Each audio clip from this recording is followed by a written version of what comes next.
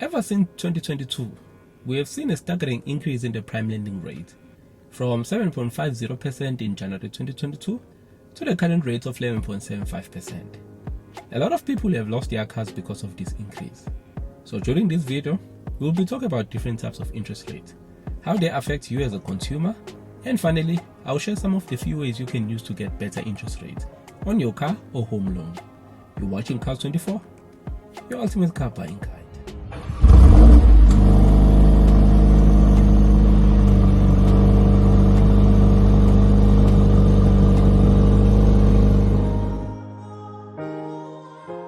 Let's start with the basics first.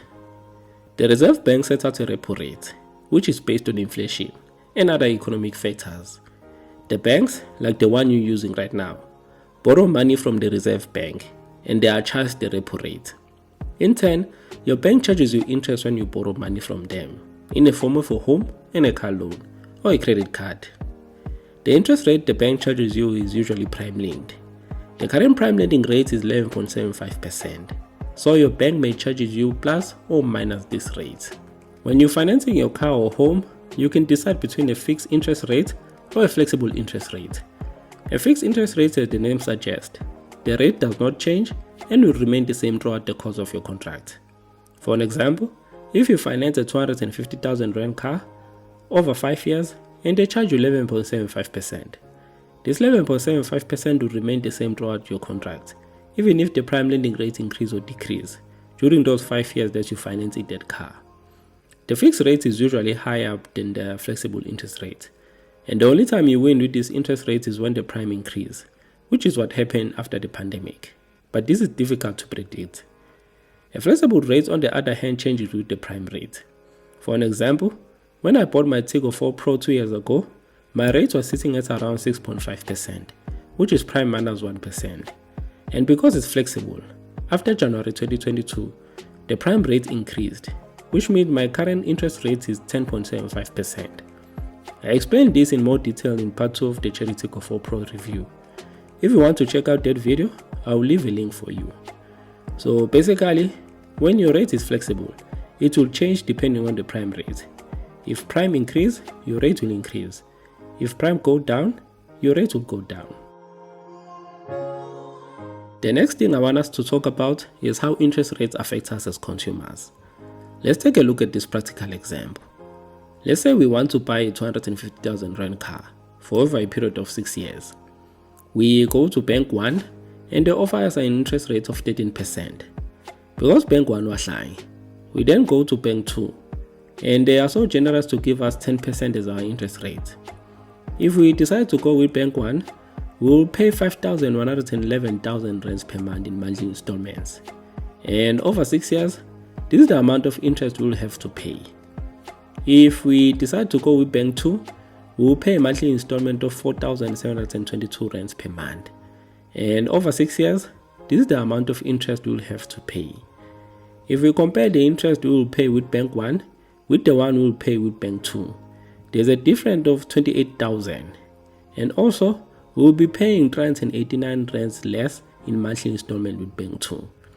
So seeing how much we can save with the lower interest rate, it is no brainer to go with Bank 2, which offers 10% as an interest rate. Now I'm sure we are all aware that people are paying ridiculous amount of interest rates on their cars, credit card and store cards. For me personally, anything above prime is a high interest rate, irrespective of what prime is at that time. What is a prime plus? I won't let you even finish. I'm walking away.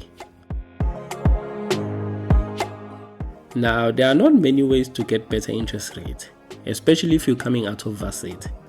One of the ways to get a better interest rate is what is commonly preached: get in debt so that you can increase your credit score.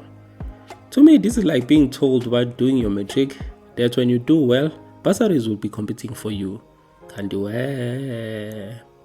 In all honesty, this method does not guarantee you a good interest rate, but it certainly puts you in a better position compared to someone with a bad or no credit history. A good credit score helps you to get approved for a loan, but for getting a better interest rate, I'm not so sure about that. But either way, fix your credit score. Another way to get a better interest rate is to obviously negotiate for a better rate. Sometimes all it takes is to ask, can you please offer me at least prime minus 1%? And if they say no, you can take your L and go home. You can actually negotiate for everything, from the price of your car, insurance, and monthly installment. Ask and you shall receive. And that's Matthew 7, by the way. The last way to get a better interest rate is through private banking. This option depends on your gross salary. Most South African banks have private accounts, which you can apply for. Most of them they offer their clients prime or prime minus 0.5%, and some even offer prime minus 1%. This can save you a lot of money in the long run, as we saw in our earlier example. With private banks, you have to pay a monthly fee that covers all your banking costs. Whether this is a good idea or not, it depends on your point of view. I personally believe if you have the means, you should get one.